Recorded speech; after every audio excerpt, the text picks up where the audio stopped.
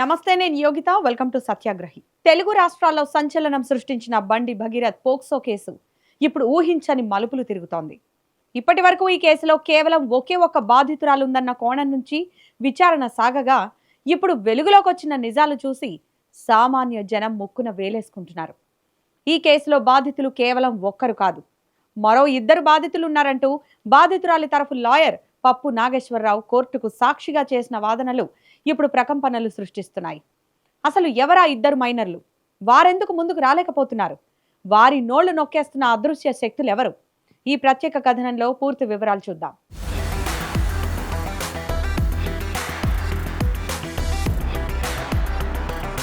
న్యాయవాది పప్పు నాగేశ్వరరావు కోర్టు దృష్టికి తీసుకెళ్లిన వివరాల ప్రకారం బండి భగీరథ్ బాధితుల్లో మరో ఇద్దరు మైనర్లు తీవ్రమైన మానసిక క్షోభను అనుభవిస్తున్నట్లు తెలుస్తోంది.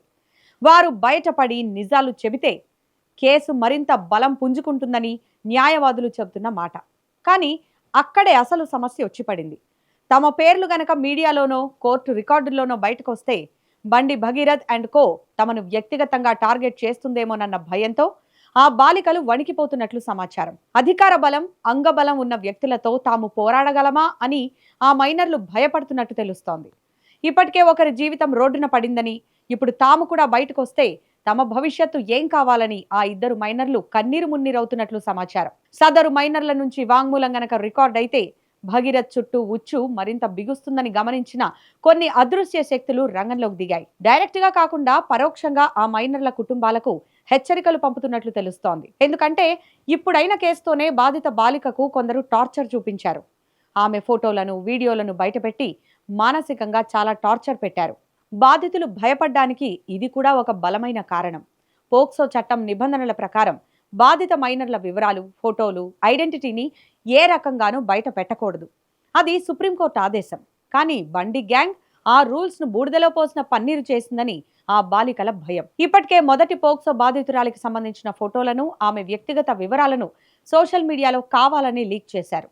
అక్కడితో ఆగకుండా ఆమె క్యారెక్టర్ను తక్కువ చేసి చూపేలా సోషల్ మీడియాలో కొన్ని ఫేక్ అకౌంట్ల ద్వారా ట్రోలింగ్ నడిపించారు. ఒక బాధితురాలిపై ఇంత దారుణంగా వ్యక్తిత్వ హననం జరుగుతుంటే చూసిన మిగతా ఇద్దరు బాధితులు మేం బయటకు వస్తే మా పరిస్థితి కూడా ఇంతేనా అని భయపడి పూర్తిగా వెనక్కి తగ్గిపోయినట్లు తెలుస్తోంది. ఈ క్లిష్ట పరిస్థితుల్లో బాధితురాలి తరఫు లాయర్ పప్పు నాగేశ్వరరావు ఒంటరి పోరాటం చేస్తున్నారు. కేసును ఎలాగైనా ఒక కొలిక్కి తెచ్చి నిందితులకు కఠిన శిక్ష పడేలా చేయాలని ఆయన పట్టుబట్టారు.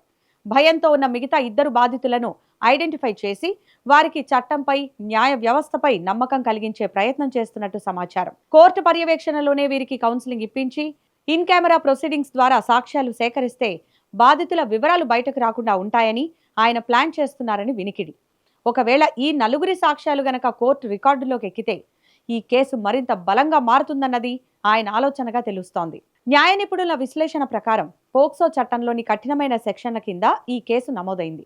ఒకవేళ నేరం రుజువైతే 10 ఏళ్లకు తక్కువ కాకుండా జైలు శిక్ష పడే అవకాశాలున్నాయని చెప్తున్నారు. ఇప్పుడు లాయర్ నాగేశ్వరరావు సేకరిస్తున్న అదనపు సాక్ష్యాలు గనక తోడైతే నిందితుడికి బెయిల్ రావడం కూడా అసాధ్యంగా మారుతుందని లీగల్ ఎక్స్పర్ట్స్ స్పష్టం చేస్తున్నారు. అధికార పీఠాలు, సోషల్ మీడియా బెదిరింపులు న్యాయస్థానం ముందు సాగవని, తప్పు చేసిన వారికి శిక్ష పడాల్సిందేనని బాధితుల తరఫు న్యాయవాదులు చాలా స్ట్రాంగ్గా ఉన్నారు. చట్టం తన పని తాను చేసుకుపోతుందని అంటుంటారు. కానీ ఇలాంటి కేసుల్లో బాధితులకు సమాజం, వ్యవస్థ ఇచ్చే ధైర్యం చాలా అవసరం.